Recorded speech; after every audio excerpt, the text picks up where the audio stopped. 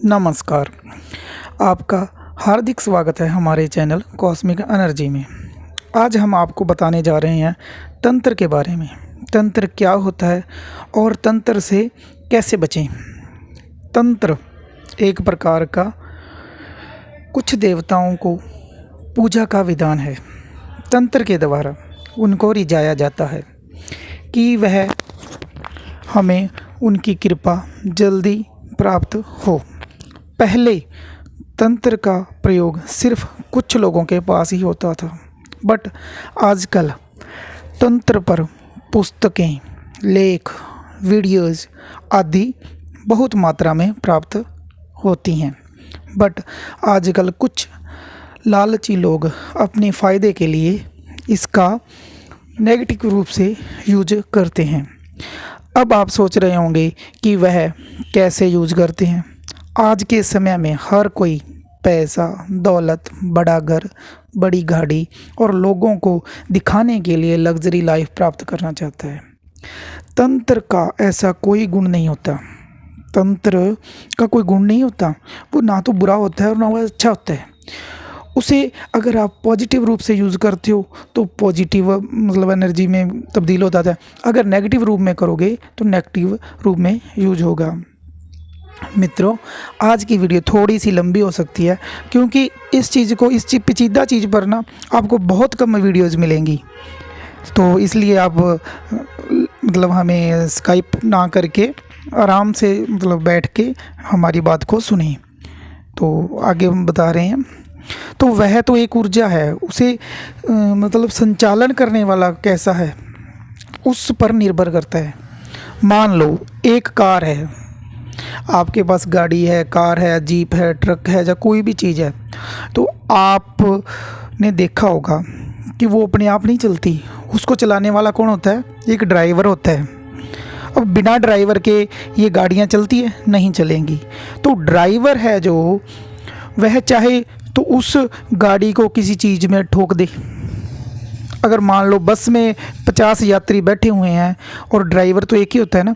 अगर ड्राइवर चाहे तो उसको किसी खाई में, आपने सुना ही है, आपने न्यूज़ में भी देखा होगा कि किसी ड्राइवर ने बस को खाई में गिर दिया, बस को नहर में गिर दिया। तो वो क्या होता है, वो अपने साथ 50 लोगों को भी ले बैठता है। अब कई बार होता है कि अचानक से कोई एक्सीडेंट हुआ, वहाँ पे मरीज बेचारे वो जो जिसका एक्सीडेंट हुआ था वह तड़फ रहा था, उसको एक गाड़ी वाला आया, उसने गाड़ी में डाला, उसको हॉस्पिटल ले गया, उसकी जान बच गई। तो वो क्या हो गया? गाड़ी तो वही है लेकिन ड्राइवर की सोच है कि ड्राइवर एक सोच रहा है कि मैं इनको मार दूं और एक सोच रहा है इसको बचा लूं। तो कार तो वही है, गाड़ी तो वही है ना।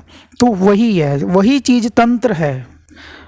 अगर इससे लोग डरते हैं तो आजकल डरते हैं, कलयुग में डर रहे हैं, क्योंकि ये एक साइंटिफिक तरीका था, वैज्ञानिक तरीका था ऊर्जा पाने के लिए।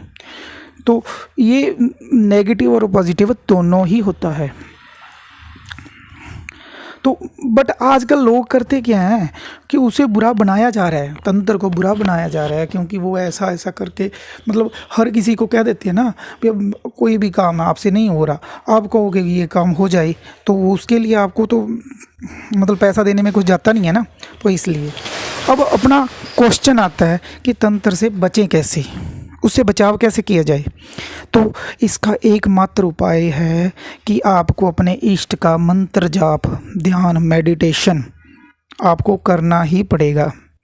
आप चाहे कुछ भी करें लेकिन आपको उनका मंत्र जाप करना ही चाहिए। मैं तो कहता हूँ आपको हर परिवार के प्रत्येक सदस्य को कम से कम, ज़्यादा नहीं, 15 मिनट बैठ के मंदिर में जाप करना ही चाहिए। उससे क्या होगा? उससे आपका ऑरा शुद्ध होगा। ठीक है, आपका ऑरा होता है शरीर के चारों तरफ का चक्र। ठीक है, तो वो अगर आपका शुद्ध होगा तो आप अच्छे विचार रखोगे ना। तो ऑरा को शुद्ध करने के लिए आपको जाप करना पड़ेगा और जिस से आप बचे रह पाएंगे। अब जिस घर पर भी करोगे, आप अपने घर में करोगे जाप, जहाँ पर मंत्र जाप करोगे, मेडिटेशन करोगे, तो घर पर ही करोगे, तो उस घर के नियर भी कोई नेगेटिविटी नहीं आती, मतलब नेगेटिविटी कोई नहीं आती उसके घर में। तो अगर वह आएगी तो वह जलने लगेगी, क्योंकि ऑरा होता है, ऑरा से मतलब अपने शरीर में प्रविष्टि नहीं देते हो जाती। लोग कहते हैं ना कि उसमें भूत आ गया वो हो गया, तो उनका सबसे पहले बात है ऑरा कमज़ोर होता है। आपने कभी देखा होगा कि कई बार बच्चा घर में रोने लग जाता है तो उसको कहते हैं ना नज़र लगी, नज़र दोष आ गया। तो वो माता बहनें क्या करती थी, ऐसे ऐसे करके मिर्ची घुमाती थी। तो वो एक साइंटिफिक तरीका है ऑरा को शुद्ध करने का, तो वो बहुत इफ़ेक्ट करती है चीज़ें। लेकिन अपने आजकल उनको छोड़ रखा है, अपने मानते ही नहीं उन चीज़ों को, तो अपने मतलब कैसे करें, है ना। तो वो ऑरा को शुद्ध करने का तरीका था। और सबसे बढ़िया ऑरा को शुद्ध करना है, अगर आपने अपने को ऑरा को शुद्ध करना है तो आपको अपने मन को शांत करना होगा, अपने मन को कंट्रोल करना होगा, उसे अच्छा बनाना होगा। किसी के बारे में भी आप अगर अपना ऑरा शुद्ध करना चाहते हो तो किसी के बारे में भी बुरा ना सोचें, वह इंसान चाहे आपका कितना भी बुरा सोचे। ऑरा को कुछ हद तक उपायों से भी, कुछ हद तक वो ऐसे अभी 10-15% तक आप शुद्ध कर सकते हो। अगर आपने बाकी 85% करना है ना, तो आपको जाप करना होगा 15 मिनट, कम से कम 15 मिनट। तो उपाय कर सकते हैं। उपाय में क्या है, एक नंबर पर है, आप जब भी बाहर से आएँ, आप दुकान, व्यापार या कार्य करने या कैसे भी बाहर मार्केट जाए, कहीं पे भी जाएं, जो भी घर से बाहर जाएगा वो वापस आते ही अपने सबसे पहले पैर साफ़ करे। ठीक है, आते ही पैर साफ़ करे, और जो जूते पहने होते हैं वो एक बार वहाँ पे मतलब घर से बाहर ही थोड़ा सा, मतलब ऐसे गेट पर आके नहीं, उससे पहले ही ज़ोर ज़ोर से मारना चाहिए नीचे, कि उसको मतलब कोई गंदगी वगैरह लगी हुई है तो वो साफ़ हो जाए। अगर हो सके तो पानी में से गुजार दूँ, आप सीधे जूते पहने हुए पानी में से गुजर जाओ कि आपके तलवे तलवे साफ़ हो जाएं। तो ये भी एक उपाय है। फिर आपने जब भी ही घर में एंटर किया तो उसके बाद आपको चाहिए कि आप एक बार स्नान कर लो।